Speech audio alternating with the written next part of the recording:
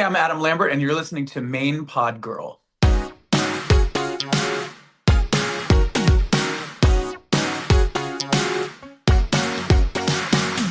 Hey, welcome to Main Pod Girl, a podcast made by Popheads for Popheads.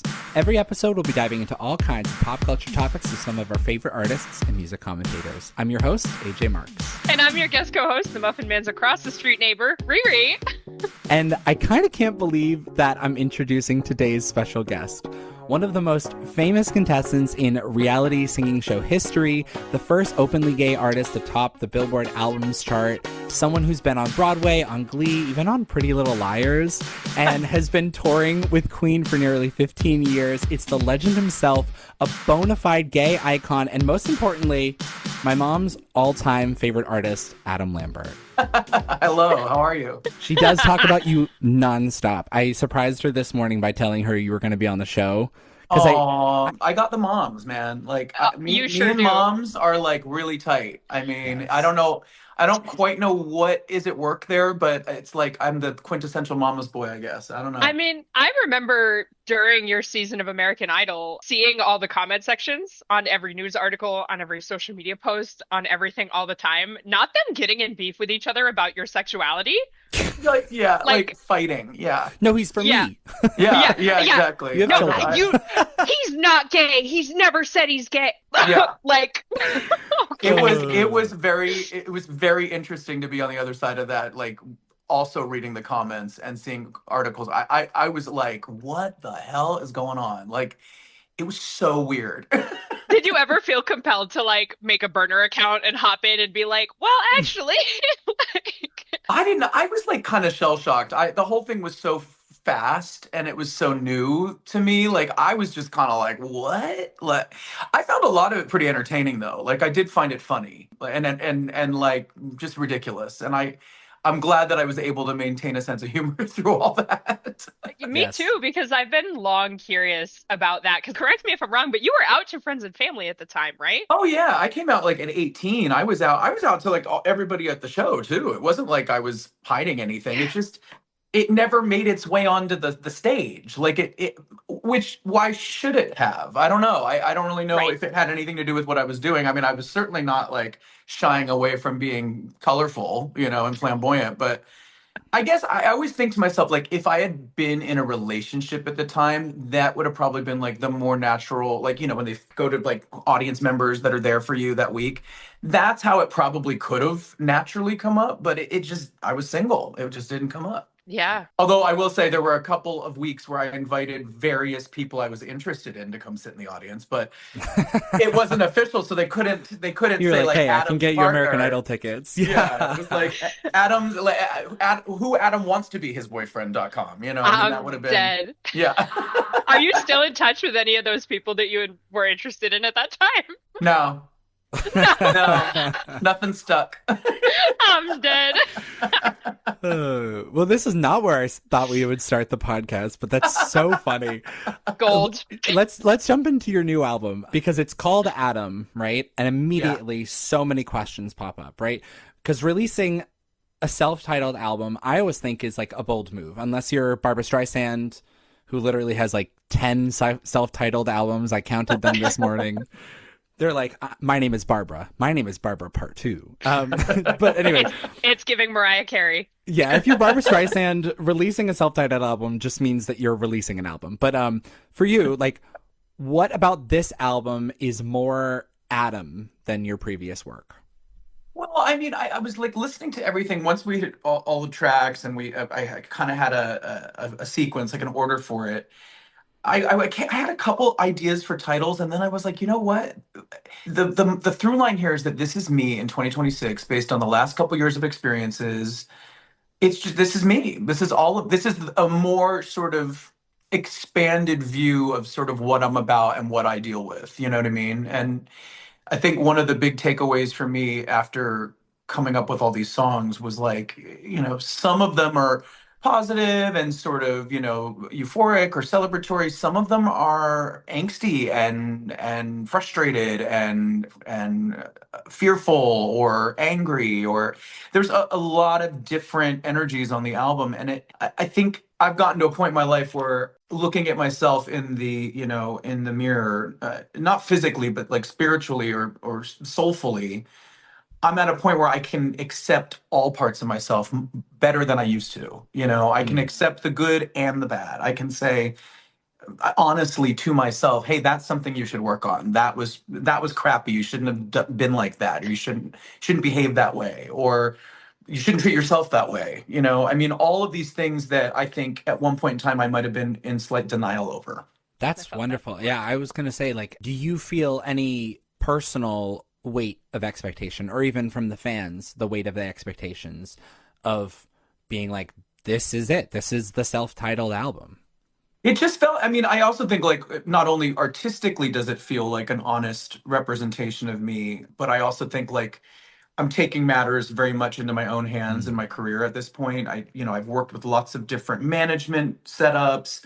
I've done releases on major labels, on an indie label, and this is the first time I'm really doing more of it on my own. And by that I mean I'm hiring wonderful people that have done a lot of heavy lifting for me, but again, I've hired them. Yeah. They're on payroll. And so I feel like I'm in like my CEO era. I feel like I'm driving the car, and it It's and it giving girl boss. it is, and it feels good, and I again, I like my manager is incredible, like he's killing it, but it feels like more of a partnership than it's ever felt with Mm. all the people in my team. I feel very collaborative right now, and it's great.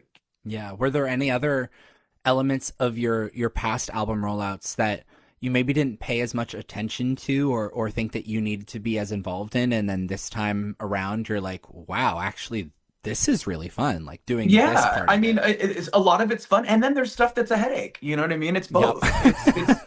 It's both. I Uh-huh. mean, you take the good with the bad, which is again a major theme of the album. The art part of the album is that it's like you take the good with the bad. Like every day is a new day. Some days are good days. Some days are bad days. Like that's life. Mm. I think it's True. easy to get wrapped up in idealism and want things to be a certain way and then get disappointed when they're not.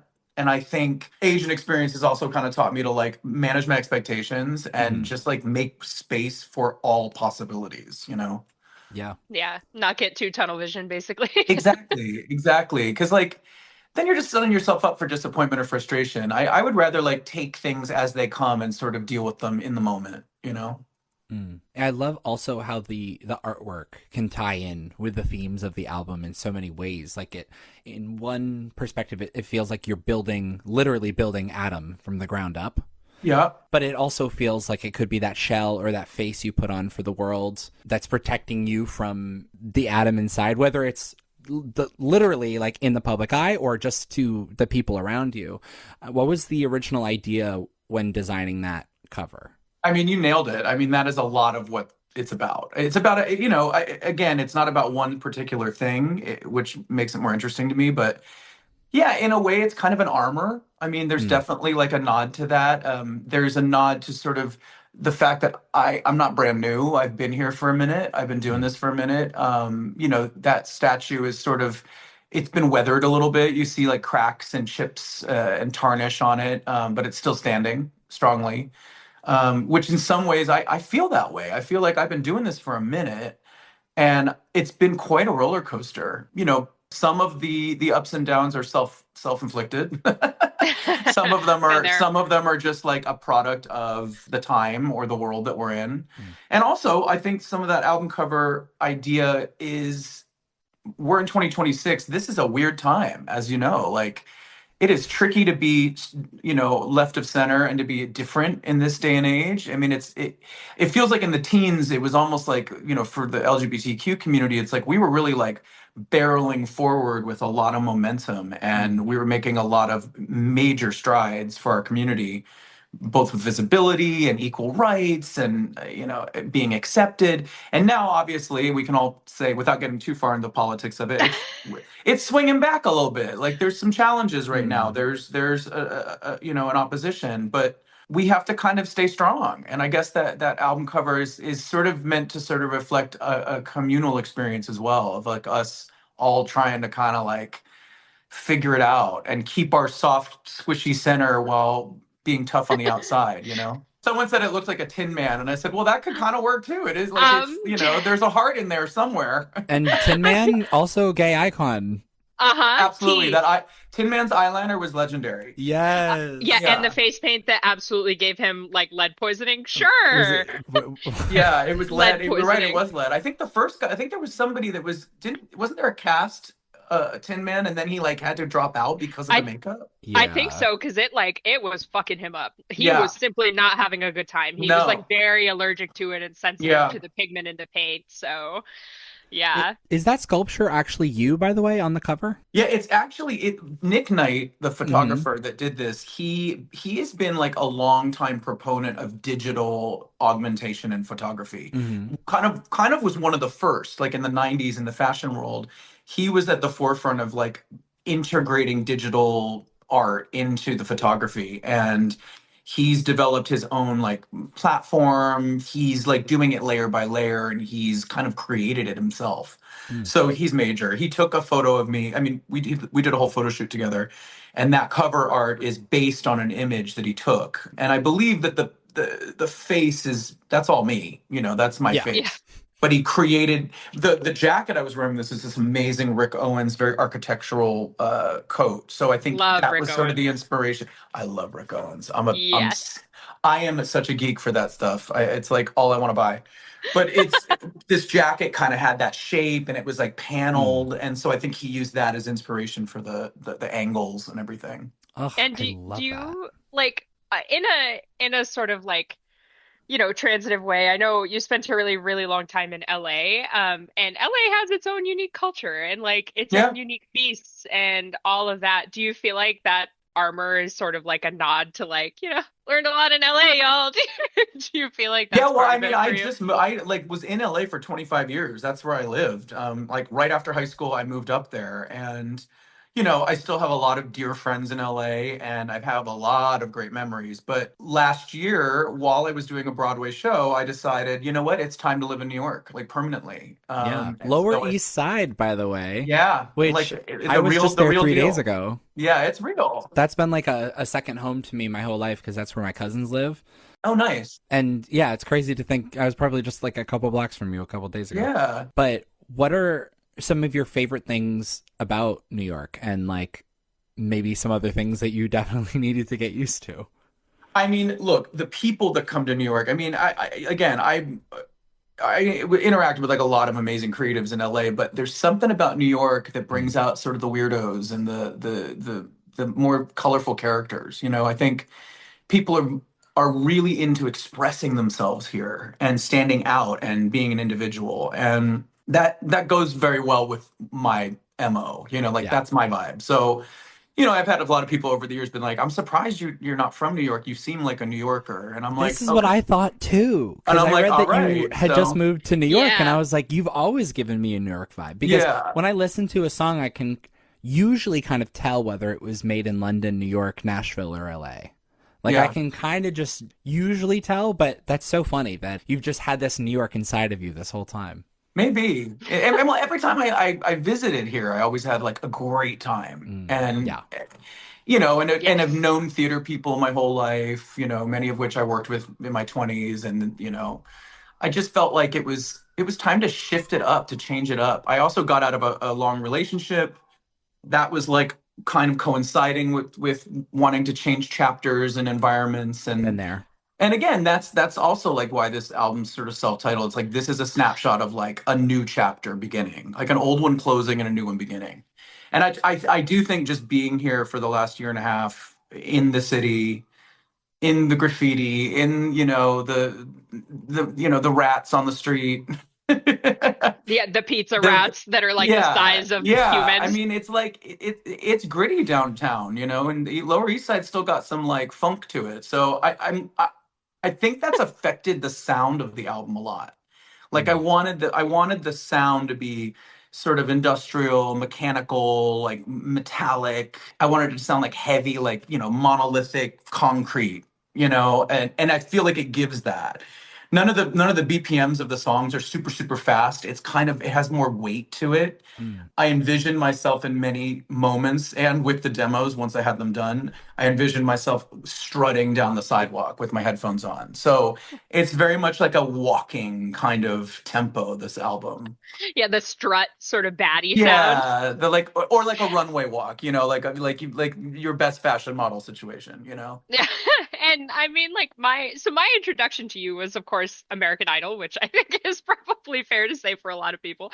But you've ended up with a sound that, to me, I've always interpreted it as very authentically you, but also identifiably Hmm. you. In this current era, it's still you. Like, I obviously heard Under the Rhythm, love her. You got a preview, yeah. Was it intentional that you ended up with that sound that's so identifiably you? I mean, I like what I like, I guess. I mean, simple as that. Like, and I get very opinionated with producers in the studio, and luckily I've been fortunate enough to work with producers that are really open to that.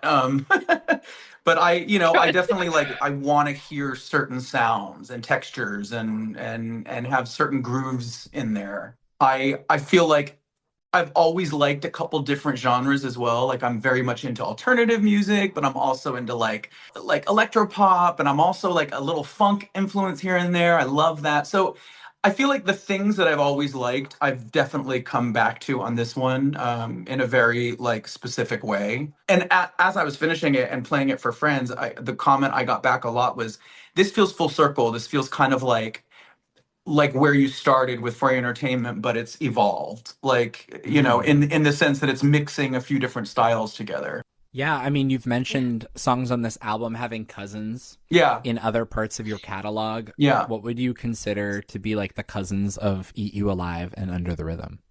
Well, Eat You Alive, I feel like I've definitely kind of flirted with this industrial pop thing before. I mean, Mm. like, Runnin' is a real popular Yes. track that we never even released as a single, and the fans out there just made it a favorite. I mean, it's like up in like the top five of my streaming numbers. So yeah, and I think like that song in particular has a very specific sound. There was a lot of songs on Trespassing that went there, like, Chokehold, I love yeah, and Chokehold. Sleepwalker from the first album also kind of had that sort of heavy weight to it. I mean, there's been a few songs. I mean, I did a song a while back called Heavy Fire on it's like at the very end of Original High, but production wise, I Yep. really loved that song.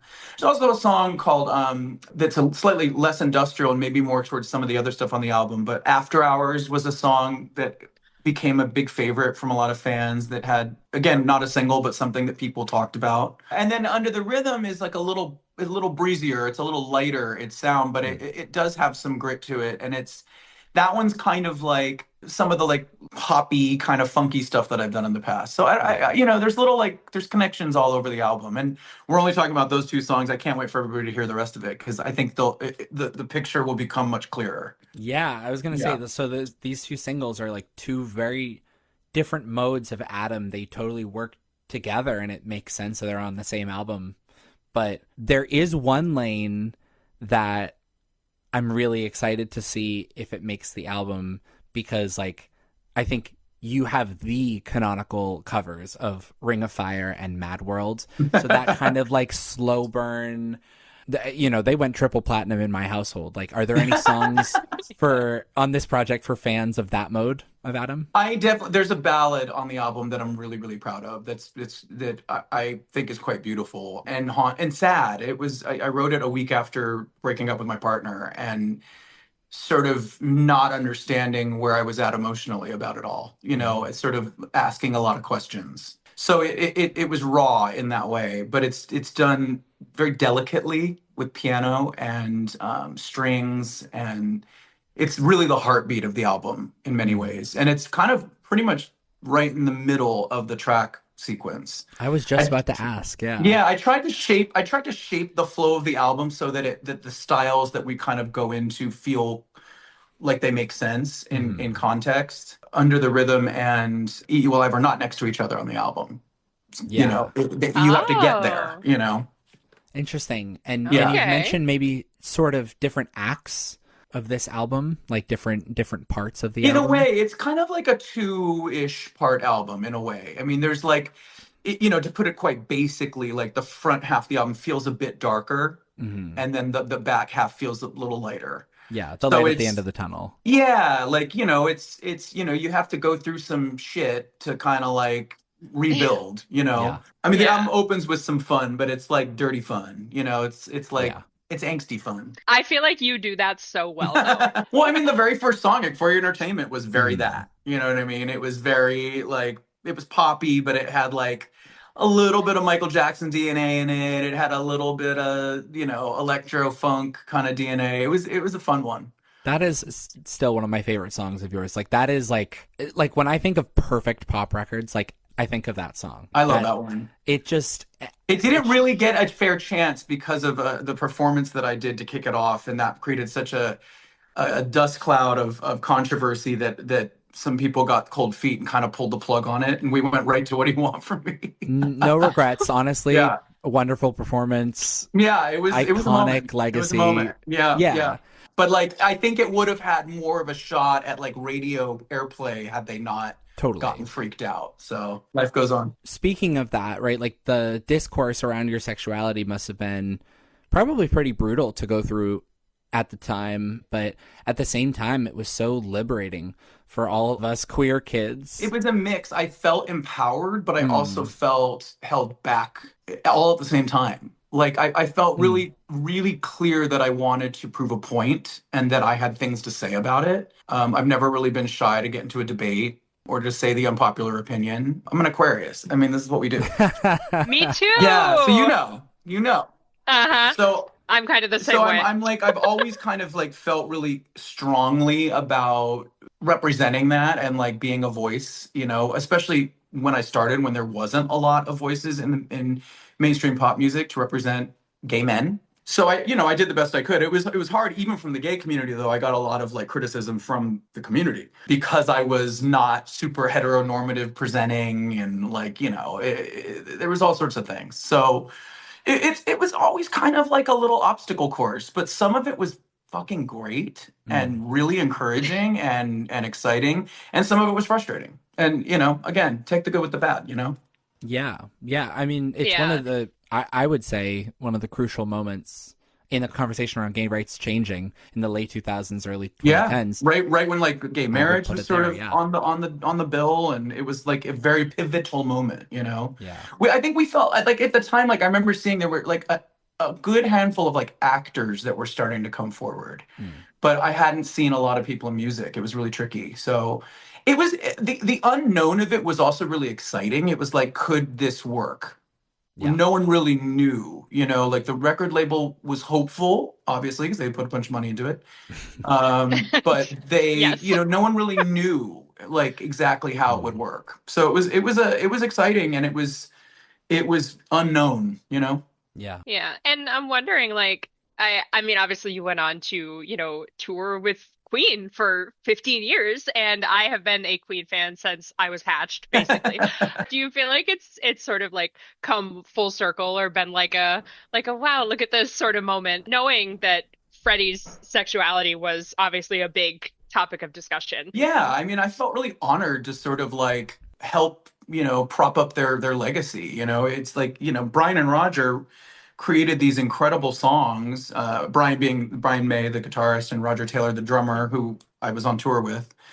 They were part of creating these incredible pieces of music, and they really wanted to like bask in that glory, and to get out there and be able to rock for fans. And obviously, you need a singer to do it, because these are rock songs. So I always felt like in an interesting way, I was sort of like of service to them. Like this was like a cool honor to kind of help let them celebrate all that. And it was Yeah. really educational for me, and I learned a lot and grew a lot within that, these opportunities, like huge audiences all around the world. And when it's songs like the Queen catalog, everyone's singing along because they're iconic songs, and that makes for great audience or participation and interaction. And yeah, I did. I just got to experience a lot through that opportunity, a lot, and I'm very grateful for it. Well, that's so sweet. And also, since it's June now, happy Pride Thank Month to all you. of Oh us. yes, June 1st.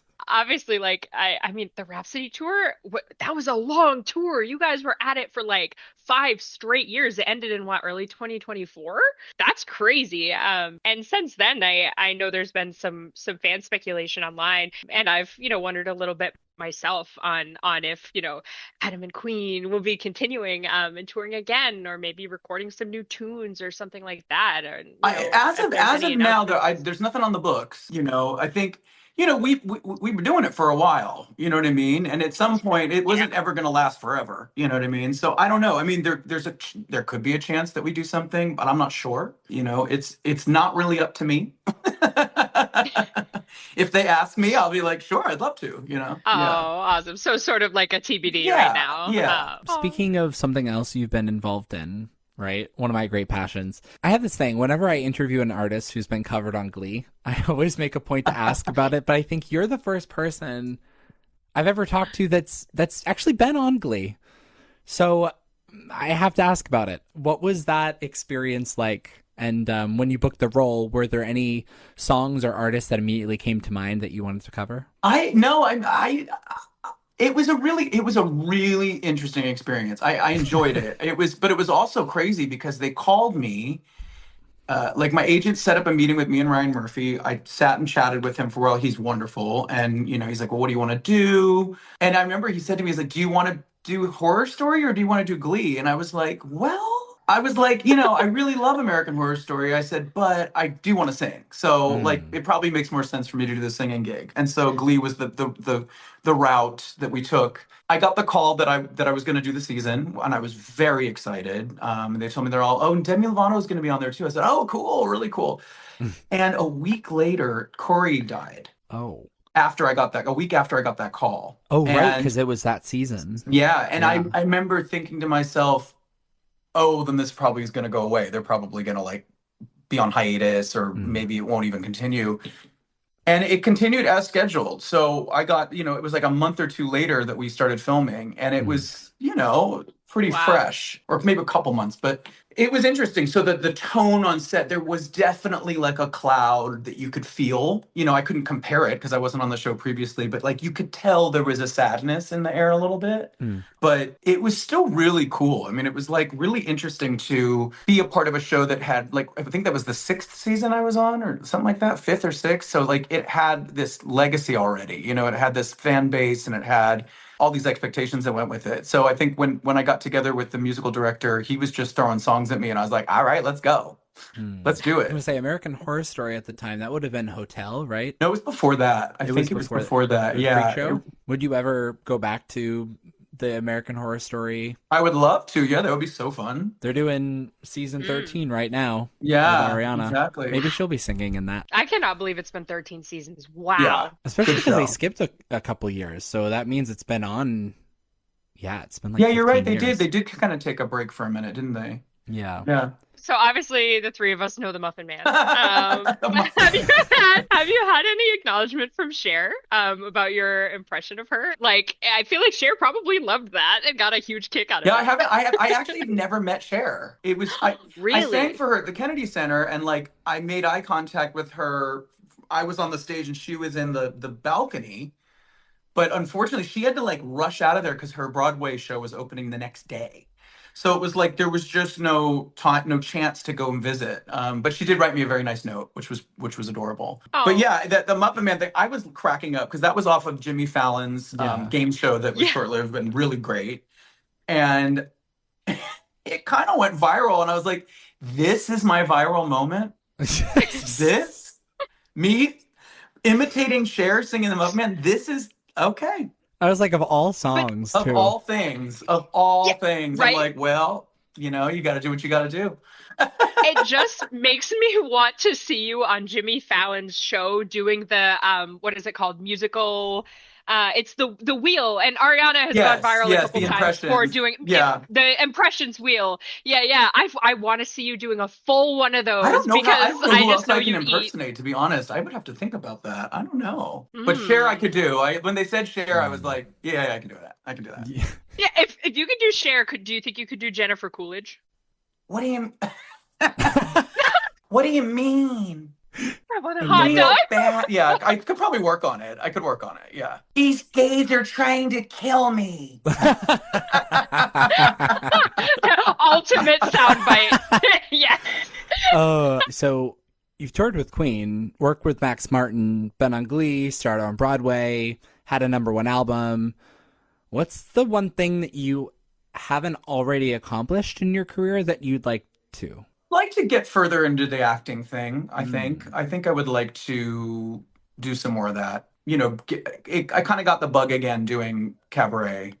Being somebody else on stage as other than myself again Yeah. felt good. I missed it. I missed playing somebody else for a minute. And ironically, that's kind of like why I got out of theater in the first place, is that I wanted more so to be myself. I wanted Yeah. to just make my own art and express myself. But getting to go back in and be somebody else, especially when it's saying something with some value, or reflecting something important. I mean, like Cabaret, which is an incredible piece of theater. It felt good. It felt really good. So I'd love to do some more of that if it came up. I'm definitely, planting seeds and looking for opportunities. I did a little indie film that went to Sundance that finally got distribution, called Fairyland, that came out officially last year. And I had a very small part in it, but I had a blast doing it. I could see if we're talking about different roles, I could totally see you being like an iconic Disney villain. You know how they're That would be always like amazing. super Yes. chic and super. I mean, I love voiceover work. I've done a bit of voiceover stuff. There was a I was gonna say cartoon Megamind, called right? Megamind. Yeah, I was the Yeah. villain of that show. And then I also played the devil in this Grimm's fairy tales thing that was on Netflix. See, you're kind of made for it. Like when I listen to, but you need something where you're also singing too. I Yeah, mean, that'd be fun. That'd be Yeah. yeah, fun. that's why I'm thinking like a Disney film would be great. Like I'm picturing, what is it, Scar in The Lion King, Yes, I something love like that, Scar. where you have this big song that's like, it's not Drama. like the hero's song, but No, I feel like I would always rather play the villain. it's the gay way. Yeah, I don't know why, but it's just the way it's they way made more us. fun. Yeah.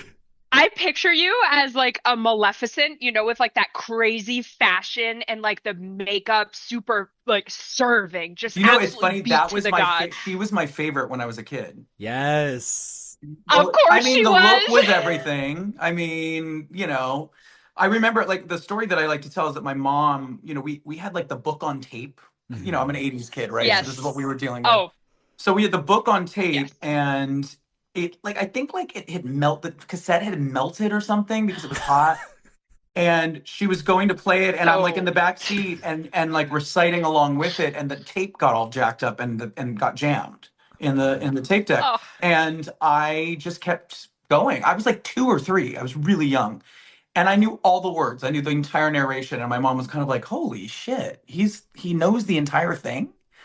Oh, I So love that's when that. they knew I was different so and not like classic. the other boys. Also, did you watch Heated I Rivalry? did. Yeah. Okay, period. I could totally see Jacob Tierney casting you as like having a performance in something like the club I'm scene, down. Call in me the up. existing I'll be there season. with bells on Oh, and eyeliner. You know what I loved about the success of that? I really loved the fact that it got so popular. And when they were breaking down sort of the demographics of people watching it, it was even more popular with women than it was with men. And like, what a cool thing to be able to say is that we are not a niche anymore. A gay story or gay characters are able to be mainstream entertainment. And Mm. I think that's like a big statement, especially in today's political environment. So Yeah. I was really proud of them for yes. accomplishing that. I will say that, you know how like I want to say it was like 2010-ish, maybe like 2008, 2009. I think the statistic was like 1 in 10 people are gay. And my theory is it's actually like 1 in 3, Probably. because I was like looking at how over the years that, newer generations identify so much more. And then they're also you have to take into consideration like AIDS, right? And like how a huge part of the gay population was kind of wiped out, right? Yeah. So they don't really consider those in the surveys. Yeah, we lost a whole generation. I Yeah. mean, And Yeah. if you look at the most recent generation, and I know, sorry, when I say gay, I mean like queer umbrella. Yeah. But I think it's like 25 or 26% of like the newest generation is identifying as queer. Only people who are 18 plus. And then you have to also consider people who are closeted, who are in different parts of the world, who may not have and also people who haven't discovered themselves yet. Right. And I think with that in account, I feel like 1/3 is a pretty reasonable estimate. So yeah, I'm not surprised. And I think it's all spectrum too. It's like, it's not black or white. It's like a lot of people are somewhere on a scale, Yeah. you know what I mean? And maybe they don't even Yeah. or they don't even want to acknowledge it or own that. But attraction's an elusive thing. It's not Yeah. it's not, it's not super obvious. It's everyone's got their own flavor, their own tastes, and their own thing that gets them off, and it's like, let's create space for all of that. Something I'm personally holding out for, something you have done yet, maybe headlining the Super Bowl halftime show along Queen, because I that think would be amazing. That's like that would be like my perfect halftime show, because it's like a perfect blend of that, like those halftimes from 2005 to 2010, where they're all classic rock bands and like Paul McCartney and then 2011 to present, it like started with Black Eyed Peas and Madonna, and then it's all been like, modern pop stars. I'm like, guys, wake up. Hello. This would be the perfect blend of both of those. I just feel like that I would definitely be into it. I would. Or the national anthem at the Super Bowl. I mean, the national give me a call. anthem. Yes. Yeah. Porque no los dos. Yes. Yeah. I would love to see you on stage with Lady Gaga. We've done it before. I've performed with her once. It was in Australia in 20, was it 16, 17? That was too long ago. Yeah, but it was so where cool. was Like, I? she came on and I was down there with Queen, and she was on tour with her art pop tour, and she came on stage and did Bites the Dust with me, which was just so cool. It was, I'm such a fan of hers. I think she's brilliant. I saw the Mayhem Ball twice. I loved it. Oh, I'm so Yeah. jealous. I wanted to go so bad and I couldn't. It was such a good show. It was so good. Did you see the thing she did for Apple, the Requiem?